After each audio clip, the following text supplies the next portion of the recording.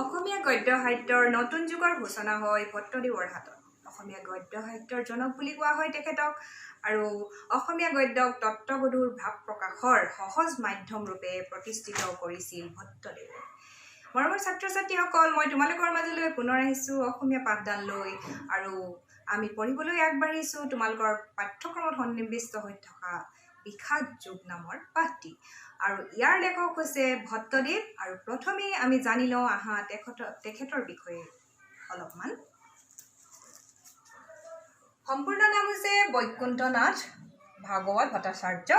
জন্ম 1551 খ্ৰীষ্টাব্দত, মৃত্যু 1638 খ্ৰীষ্টাব্দত।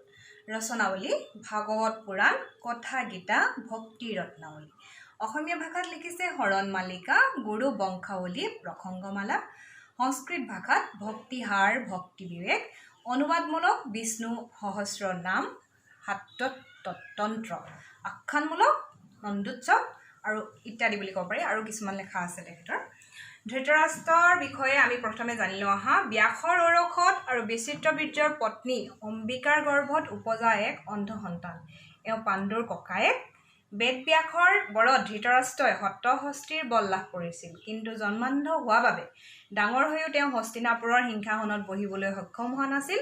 পাণ্ডুহে ৰাজপাটত বহিছিল। সঞ্জয়ৰ বিষয়ে জানি লওঁ আহাচোন। সঞ্জয় ধৃতৰাষ্ট্ৰৰ সাৰথি আৰু মন্ত্ৰী আছিল। সঞ্জয়ে ব্যাসদেৱৰ পৰা দিব্য চক্ষু লাভ কৰে আৰু তাৰ ফলস্বৰূপে কুৰুক্ষেত্ৰ যুদ্ধৰ সকলো ঘটনা দূৰত থাকিও প্ৰত্যক্ষভাৱে দেখা পায়। গতিকে কুৰুক্ষেত্ৰ যুদ্ধৰ ঘটনাবিলাক তেওঁ ধৃতৰাষ্ট্ৰৰ কাষত থাকি তেওঁক শুনাব পাৰিছিল। কিছুমান শব্দাৰ্থ মই তোমালোকৰ বাবে লৈ আহিছোঁ। কৰন্ত, কৰে বা কৰিলে। ইচ্ছাই, ইচ্ছামতে, ইচ্ছা অনুসৰি। কহা, কোৱা। সমীপক, ওচৰলৈ। বুলিবে লাগিলা, ক'বলৈ ধৰিলে। বিস্তৰ বহুত। ধনুৰ্ধৰ, ধেনুবিদ্যাত পাৰ্গত। ধেনুৰে যুঁজোতা। ধানুকি, ধনুৰ্ধৰ বীৰ। অক্ষৌহিণী, এক অক্ষৌহিণীত 21,870 ৰথ আৰু হাতী থাকে। 65,610 ঘোঁৰা থাকে আৰু 1,09,350 পদাতিক বীৰ থাকে। তোৰা হবে তোমালোকে বা আপোনালোকে। কপিধ্বজ, যাৰ ৰথৰ ধ্বজত হনুমানৰ চিত্ৰ আছে, অৰ্থাৎ অৰ্জুন। মহানাদ, গৰ্জন, ডাঙৰ শব্দ। হৰিষ, আনন্দ, দিব্য স্বৰ্গীয় দেৱতা সম্বন্ধীয়। আবে, এতিয়া। শুংকিলা, শুৱালে। গাণ্ডীৱ, অৰ্জুনৰ ধেনুৰ নাম। আৰাহবে, এওঁলোকে। কাৰ হমে, কাৰ সৈতে। এইবিলাক অৰ্থ আমাৰ প্ৰয়োজন হ'ব। যিহেতু বিষাদ যুগত ইয়াত কোৱা হৈছে, ইয়াক কথাগীতাৰ পৰা তুলি অনা হৈছে, ভট্টদেৱৰ কথাগীতাৰ পৰা। আৰু কথাগীতা অসমীয়া সাহিত্যৰ এক অমূল্য সম্পদ বুলি কোৱা হয়। গীতাশাস্ত্ৰ ভাৰতীয় সাহিত্যৰ উচ্চ পৰ্যায়ৰ গভীৰ তত্ত্ব বিষয়ে এখন গ্ৰন্থ। ভট্টদেৱে অনুবাদ কৰা কথাগীতাৰ এই বিষাদ যুগ অধ্যায়ত কৌৰৱ বাহিনীৰ সৈতে কুৰুক্ষেত্ৰ ৰণৰ সমৰত বা সন্মুখত যুদ্ধ কৰিবলৈ যাওঁতে অৰ্জুনে কেনেকৈ বিষাদগ্ৰস্ত হৈছিল তাৰে বৰ্ণনা আছে। আৰু নিজৰ আপোন মানুহৰ সৈতে যুদ্ধ কৰিবলৈ যাওঁতে অৰ্জুনে কেনেকৈ অৰ্জুনৰ মনত বা মানসিক জগতত কি কথাই ক্ৰিয়া কৰিছিল তাৰ হুবহু বৰ্ণনা বা বিষাদগ্ৰস্ত হৈছিল অৰ্জুন, সেই বিষয়ে আমি পাঠটিত পাম। আৰু এই পাঠটিৰ বৰ্ণনাটো ধৃতৰাষ্ট্ৰ হস্তিনাপুৰৰ ৰজা। তেওঁ আমি মহাভাৰতৰ বিষয়ে জানো, তোমালোকেও জানা। সেইকাৰণে মই মহাভাৰতৰ কাহিনীটো মানে ইমান দীঘলীয়াকৈ ইয়াত ক'বলৈ নাই বুলি ভাবিছোঁ, প্ৰয়োজন বোধ কৰা নাই এই বিষয়ে ক'বলৈ। আৰু সেইকাৰণে সঞ্জয় হৈছে, আমি গম পাইছোঁ ইতিমধ্যে যে সঞ্জয় ধৃতৰাষ্ট্ৰৰ মন্ত্ৰী আৰু সাৰথি। সঞ্জয়ে ধৃতৰাষ্ট্ৰৰ আগত কুৰুক্ষেত্ৰৰ যুদ্ধৰ বৰ্ণনা কৰাৰ এই কাহিনীয়ে ইয়াত সন্নিৱিষ্ট হৈছে। আমি এতিয়া চাওঁ আহোঁচোন। ধৃতৰাষ্ট্ৰে সঞ্জয়ত প্ৰশ্ন কৰন্ত, হে সঞ্জয়, মোৰ পুত্ৰ হ'ব পাণ্ডৱ পুত্ৰ হ'ব, ধৰ্মভূমি কুৰুক্ষেত্ৰত যুদ্ধ ইচ্ছাই মিলিত হোৱা কি কৰ্ম কৰিলা, মোক কহা। এতিয়া কি কৈছে চোৱা, সঞ্জয়ে প্ৰশ্ন কৰিছে। কোনে প্ৰশ্ন কৰিছে? ধৃতৰাষ্ট্ৰই। সঞ্জয়, মোৰ পুত্ৰ হওক, মানে মোৰ পুত্ৰ কৌৰৱসকল বুলি কোৱা হয় আমি জানো। আৰু পাণ্ডু পুত্ৰ হওক, পাণ্ডুৰ পুত্ৰ, 5জন পুত্ৰ পঞ্চপাণ্ডৱ। সেই তেওঁলোকে কি কৰিছে? কুৰুক্ষেত্ৰত, ধৰ্মভূমি কুৰুক্ষেত্ৰত যুদ্ধৰ বাবে মিলিত হৈ বা লগ লাগি কি কাম কৰিছে সেই বিষয়ে মোক কোৱা। সঞ্জয় কহন্ত জানা ৰাজা পাণ্ডৱৰ সেনা হ'ব বেহুৰূপে ৰহিবাৰ দেখি তোমাৰ পুত্ৰ দুৰ্যোধন দ্ৰোণাচাৰ্য সমীপক যায়া বুলিবে লাগিলা। এতিয়া জানা ৰজাক কৈছে যে জানা ৰজা পাণ্ডৱৰ সেনা হ'ব, পাণ্ডৱৰ যিসকল সেনানী তেওঁলোকে বেহুৰূপ বা বেহু পাতি থকা দেখি তোমাৰ পুত্ৰ দুৰ্যোধনে আচাৰ্য দ্ৰোণাচাৰ্যৰ ওচৰলৈ গৈ ক'বলৈ ধৰিলে। কি কৈছে চোৱা, হে আচাৰ্য, পাণ্ডৱৰ বিস্তৰ সেনা দেখা দ্ৰুপদৰ পুত্ৰ শিষ্য ধৃষ্টদ্যুম্নে বেহু পাতি আছে। এতিয়া কৈছে যে পাণ্ডৱৰ ইমান বিস্তাৰিত হৈ থকা সেনাখিনিলৈ চোৱা, তাত কি কৰিছে দ্ৰুপদ ৰজাৰ পুত্ৰ ধৃষ্টদ্যুম্নই বেহু পাতি আছে বা বেহু সাজি আছে। ভীমাৰ্জুন হম মহা ধনুৰ্ধৰ হ'ব আছে, এতিয়া ভীমৰ দৰে বা ভীম আৰু অৰ্জুনৰ দৰে মহা ধনুৰ্বিদ সকলো তাত আছে। তাৰ নাম শুনা, সাত্যাকী বিৰাট চেকিতান কাক্ষীৰাজ পুৰুজিত কুন্তিভোজ যোধামন্য দ্ৰৌপদীৰ 5 পুত্ৰ প্ৰতিবিন্ধ্যাদি আৰা হবে মহাৰথী। এই সকলোবিলাক যে সাত্যাকী বিৰাট চেকিতান কাক্ষীৰাজ প্ৰতিবিন্ধ্যাদিকে ধৰি এই সকলোবিলাক মহাৰথী অৰ্জুনৰ আৰু ভীমৰ লগত আছে। এতিয়া কি কৈছে, তাৰ লক্ষণ শুনা, যি একে 10,000 ধানুকিক যুঁজৰ তাকে মহাৰথী বুলি। কি কৈছে, যিয়ে একে সময়তে 10,000 ধনুধাৰীৰ সৈতে যুদ্ধ কৰিব পাৰে তাকে মহাৰথী বোলে। আমাৰ সৈন্যৰ যি বিশিষ্ট সেনাপতি হ'ব তাকো কহো তুমি সাৱধানে শুনা। আমাৰ সৈন্যৰ মানে আমাৰ ফালে যিবিলাক সৈন্য সামন্ত আছে সেইবিলাকৰ যিবিলাক সেনাপতি, তাক সেই সেনাপতিসকলৰ কথা কওঁ তুমি শুনা। গুৰু দ্ৰোণ, ভীষ্ম পিতামহ, কৰ্ণ মহাৰথী, কৃপ অগ্ৰগণী, অশ্বত্থামা, বিকৰ্ণ, হোমদত্ত আৰু ভূৰিশ্ৰৱা, হোমদত্ত পুত্ৰ ভূৰিশ্ৰৱা, এই সকলোবিলাক ভীষ্ম পিতামহ আছে, দ্ৰোণ আছে, কৰ্ণ মহাৰথী, এই সকলোবিলাক আমাৰ ফালে আছে। এইবিলাক সেনাপতি। আনু বিস্তৰ বীৰ হ'ব মোৰ অৰ্থে প্ৰাণকে এৰিবে ইচ্ছা কৰিছে।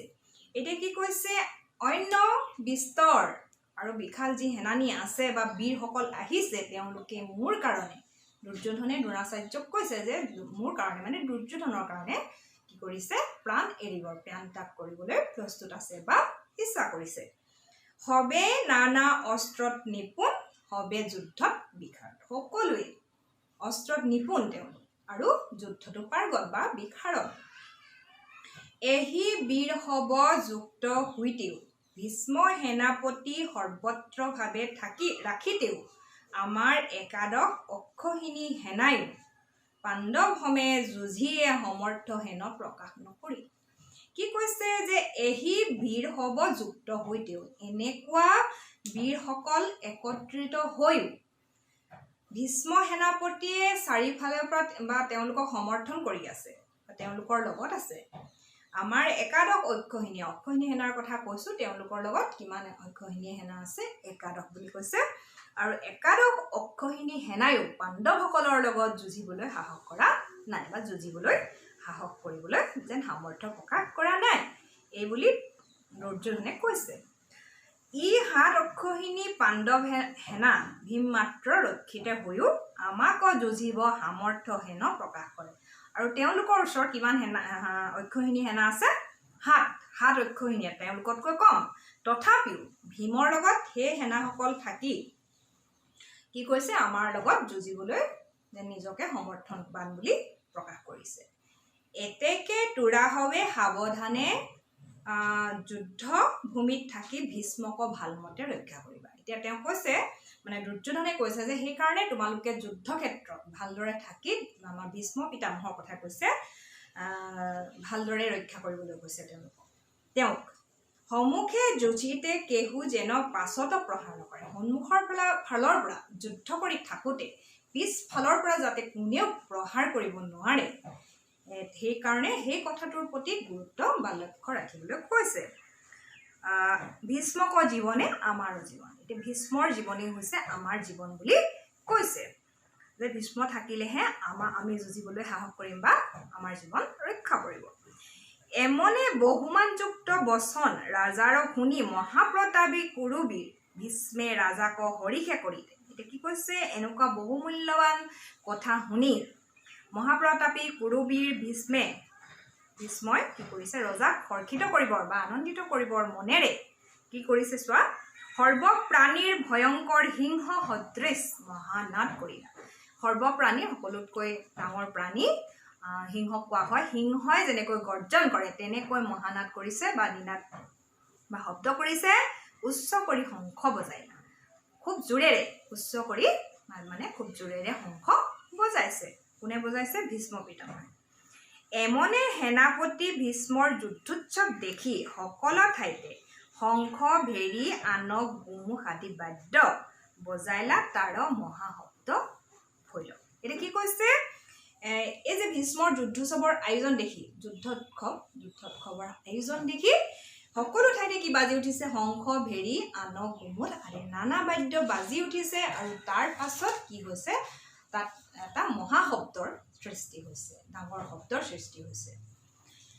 তাৰ পাছত এই কথাখিনি গোটেইখিনি আমি ইতিমধ্যে গম পাইছোঁ যে ধৃতৰাষ্ট্ৰৰ আগত সঞ্জয়ে নিজৰ দিব্য দৃষ্টিৰে সকলো ঘটনা তেওঁৰ সন্মুখত বৰ্ণনা কৰি আছে। তাৰপিছত কি কৈছে, আবে পাণ্ডৱৰ যুদ্ধোৎসৱ শুনা। এতিয়া যিহেতু কৌৰৱসকলে যুদ্ধোৎসৱৰ ঘোষণা কৰিলে, শংখ বজালে, তাৰ পাছত পাণ্ডৱসকলৰ যুদ্ধোৎসৱৰ বিষয়ে শুনা। তেওঁলোকেনো কেনেকৈ আয়োজন কৰিছে। শুক্লবৰ্ণ চাৰি হয় মহাৰথত উঠি কৃষ্ণাৰ্জুনে দিব্য শংখ বাইলা, তাৰ নাম। এতিয়া মহাৰথত উঠি মানে শুকুলা বৰণৰ ঘোঁৰাৰ মহাৰথত উঠি কৃষ্ণ আৰু অৰ্জুনে দিব্য শংখ বজাইছে আৰু তাৰ নাম শুনা। কৃষ্ণে পাঞ্চজন্য শংখ ফুংকিলা। এতিয়া কৃষ্ণৰ শংখটোৰ নাম কি? পাঞ্চজন্য। অৰ্জুনে দেৱদত্ত শংখ ফুংকিলা আৰু অৰ্জুনৰ শংখটোৰ নাম দেৱদত্ত। পন্দ্ৰক নাম মহাশংখ ভীমে ফুংকিলা। ভীমৰ শংখটোৰ নাম পন্দ্ৰক। অনন্ত নাম মহাসিংহ যুধিষ্ঠিৰে বজাইলা, নকুলে হুঘুক নামে শংখ বাইলা। এতিয়া অনন্ত নামৰ মহাশংখ বজাইছে কোনে? যুধিষ্ঠিৰে। আৰু হুঘুক নামৰ বজাইছে নকুলে। আমি পঞ্চপাণ্ডৱৰ নাম জানো, ভীম, অৰ্জুন, নকুল।